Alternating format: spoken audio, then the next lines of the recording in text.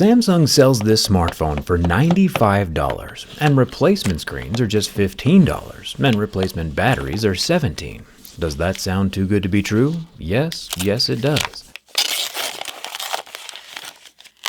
And today we're going to find out what in the world is going on. It's called the Samsung A06, and it's the most ultra-budget Android smartphone that Samsung makes. The A series numbering scheme is kind of like an IP rating. The first number, between 0 and 5, indicates how premium it is. 0 is the ultra-budget, while 5 is a more premium mid-range. The second number is what year or generation the model is. So this A06 is the least premium of the line, while an A56 is the most premium of the A series, and that one sits around $400. The only number that really matters though are the scratches at a level 6 with deeper grooves at a level 7.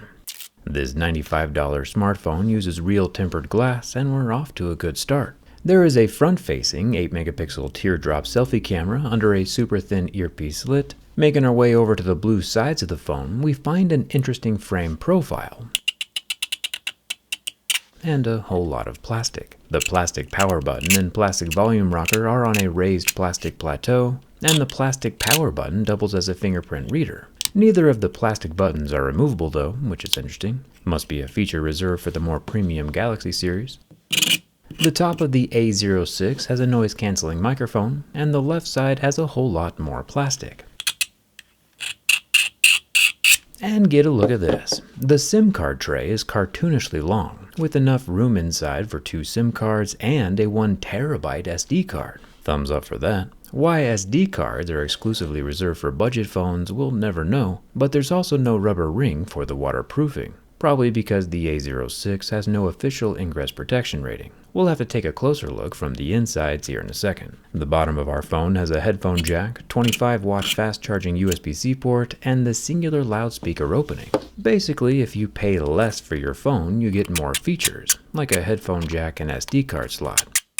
Make it make sense. The back of the Samsung A06 is made from plastic. It's kinda got a textured feel to it, with a neat little shiny reflective gleam. And it definitely feels like plastic right from the start. One cool little fact I learned a while back is that all the water here on Earth has been recirculating around the globe for the past 4 billion years.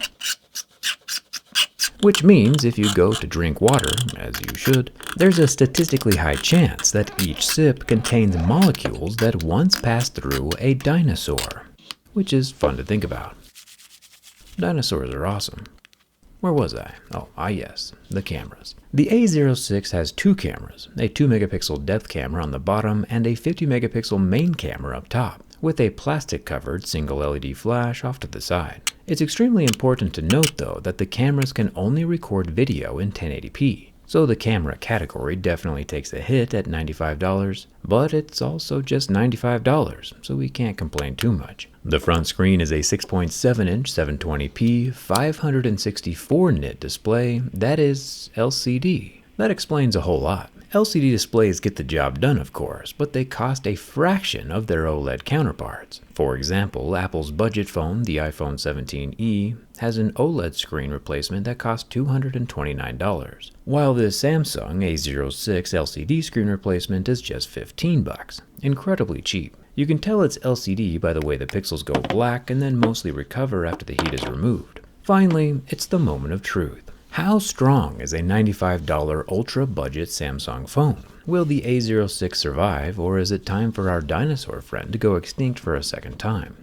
With a bend from the back, I totally thought it was curtains for Mr. A06. It has some hefty flex, and the back panel starts separating from the frame, but surprisingly, it is still alive and intact. Flipping it around to bend from the front, we get some more crazy flexing, but nothing is permanently cracked or deformed.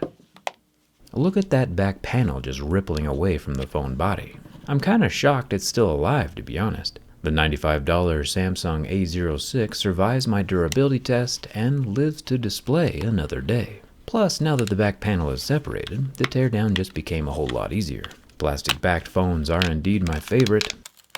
With the flexible panel gone, we can dive deep inside the A06 to see what other corners Samsung has cut to bring the price down. I'll use my own custom 32-bit iFixit toolkit. The link is down in the description if you want one of your own. I do use mine all the time. There are a total of 10 Phillips head screws on the top and 8 Phillips head screws on the bottom. I also noticed that instead of attaching the flash to a ribbon cable near the camera unit, this flash is mounted to the motherboard and just shines straight up through a plastic lens. Kinda cool. And once all those screws are gone, I can pull out the limousine-length SIM card tray, and the whole back panel and frame rails can come away from the phone body. Although it is still connected through the fingerprint scanning ribbon, the power button itself is still attached to the main board, and I can turn off the A06 by pressing that button and unplugging the battery and fingerprint scanner, just like little Legos. The 8-megapixel front-facing camera pops off next. This does not have OIS. The rear 2-megapixel camera is still attached to the back frame of the phone for some reason, and this also does not have OIS. The main 50-megapixel rear camera is a tiny little guy and also does not have OIS. With a phone this inexpensive, cameras do get super sacrificed. The lower loudspeaker comes out next. This guy has no balls, just 2 gold contact pads that rest up against the circuit board to get its signal. The lower circuit board has our 25-watt USB-C port with no rubber ring. We also have a soldered-on headphone jack, which does have a rubber enclosure. Aside from that, we also have an old-school coin-style vibrator motor, a rectangular white water damage indicator, as well as waterproofing mesh over the loudspeaker opening. The microphone hole also has a membrane of its own, so it's good to know that at least some of the ingress points are protected from ingress. I'll pop off the 2 extension cables next, and then thankfully Samsung did add pull tabs on the battery, and they actually work.